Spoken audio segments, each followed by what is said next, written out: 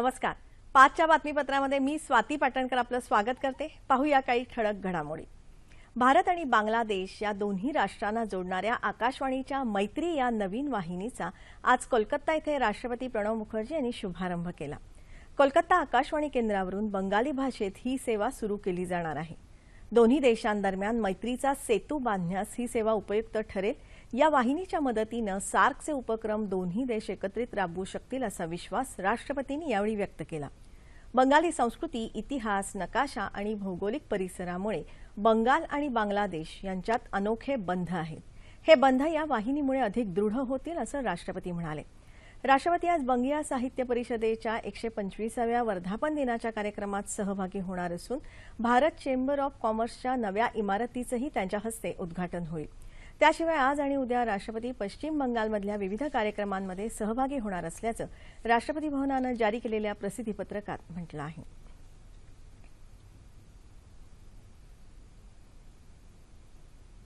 दहशतवादाविरुद्धच्या लढाईत संपूर्ण जगानं एकत्र आलं पाहिजे असं प्रतिपादन केंद्रीय गृहमंत्री राजनाथ सिंह यांनी केलं आहे. ते आज नवी दिल्ली इथे एनएसजीच्या नव्या इमारतीचं उद्घाटन केल्यानंतर बोलत होते. दहशतवादाच्या समस्येची झळ संपूर्ण जगाला बसत असून त्याच्या उच्चाटनासाठी एकत्रित प्रयत्नांची गरज असल्याचं त्यांनी सांगितलं. दहशतवादाविरुद्धच्या लढाईत एनएसजीकडून होत असलेल्या प्रयत्नांची त्यांनी प्रशंसा केली. पठाणकोट हवाई तळावर झालेल्या हल्ल्याच्या वेळी या दलाच्या कमांडोंनी जीवाची बाजी लावून या तळाचं रक्षण केलं. त्यांच्या या कामगिरीचा देशाला अभिमान असून ही कामगिरी या दलात सहभागी होण्याची प्रेरणा युवकांना देत आहे असं ते म्हणाले. दरम्यान राजनाथ सिंह उद्या जम्मू काश्मीरला भेट देणार असून तिथल्या परिस्थितीचा आढावा घेणार आहे. देशाच्या 70व्या स्वातंत्र्य दिनाच्या पार्श्वभूमीवर आयोजित करण्यात आलेल्या याद करो कुर्बानी कार्यक्रमाचा आज समारोप होत आहे. या कार्यक्रमाच्या निमित्तानं देशभरात विविध ठिकाणी केंद्रीय मंत्र्यांच्या नेतृत्वाखाली तिरंगा यात्रेचं आयोजन करण्यात आलं आहे. देशभरातले विद्यार्थी देखील यात सहभागी झाले असून 15 लाख शालेय आणि 40,000 महाविद्यालयीन विद्यार्थ्यांनी आज एकाच सुरात राष्ट्रगीत गायलं.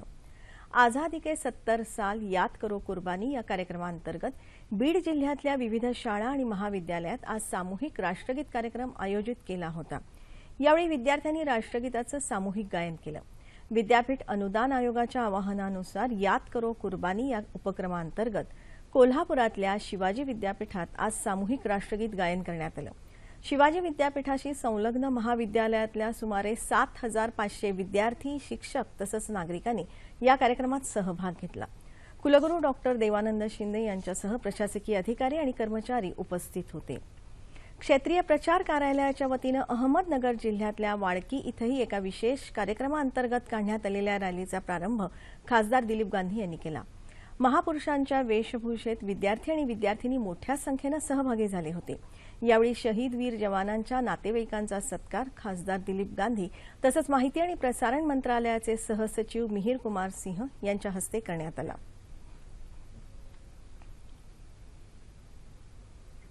स्वातंत्र्य लढ्यातल्या क्रांतिकारक आणि शहीदांच्या कुटुंबियांसोबत केंद्र सरकार खंबीरपणे उभं असून त्यांना अभिवादन करण्यासाठी आपण नागपूर शहरात आलो आहोत असं प्रतिपादन केंद्रीय वित्त राज्यमंत्री संतोष गंगवार यांनी नागपूर इथे आयोजित मुख्यमंत्री समाधान शिबिराच्या उद्घाटन प्रसंगी सांगितलं.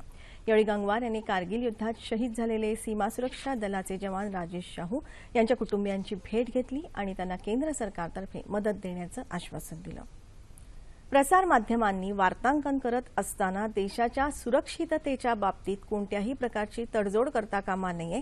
बातम्या अतिरंजक पद्धतीने सादर केल्या जाऊ नयेत. तसंच विश्वासार्हता आणि जबाबदारीचं भान पाळलं जावं असं केंद्रीय माहिती आणि प्रसारण मंत्री व्यंकय्या नायडू यांनी म्हटलं आहे. आंध्र प्रदेशातल्या विजयवाडा इथल्या दूरदर्शन आणि आकाशवाणी केंद्रांना त्यांनी भेट दिली. त्यानंतर दोन्ही ठिकाणच्या कर्मचाऱ्यांना संबोधित करताना ते आज आकाशवाणी भवन इथे बोलत होते. प्रसारमाध्यमांनी सांस्कृतिक मूल्यांना अधोरेखित करण्याची गरज असून कर्मचाऱ्यांमध्येही विश्वास निर्माण करण्याची गरज असल्याचं त्यांनी सांगितलं. हे करत असताना अथक परिश्रमाशिवाय पर्याय नाही असंही ते म्हणाले. त्याआधी नायडू यांनी राष्ट्रध्वजाचे रचनाकार आणि ज्येष्ठ स्वातंत्र्य सेनानी पिंगाली व्यंकय्या यांच्या आकाशवाणी परिसरात असलेल्या पुतळ्याला पुष्पहार अर्पण करून विनम्र अभिवादन केलं. ठाणे जिल्ह्यातल्या मुरबाडच्या नाणेघाट परिसरातल्या 10 ते 12 गावात बिबट्याची दहशत पसरली असून या बिबट्याला दिसताक्षणी गोळ्या घालण्याचे आदेश वन विभागाने दिले आहेत.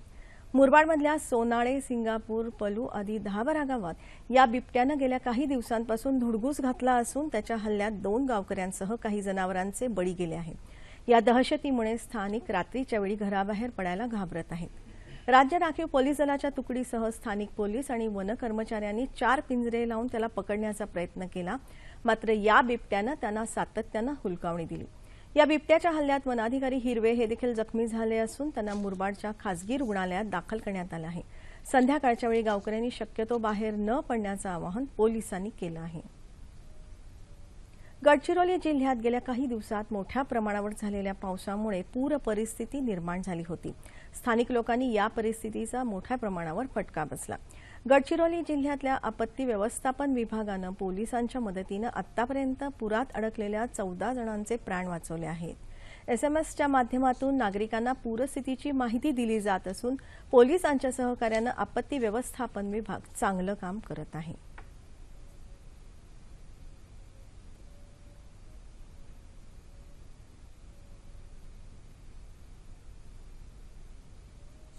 याबरोबरच हे बातमीपत्र संपलं। तेव्हा पुन्हा भेटूया संध्याकाळी 7 वाजता आपल्या सह्याद्री वाहिनीवर। नमस्कार।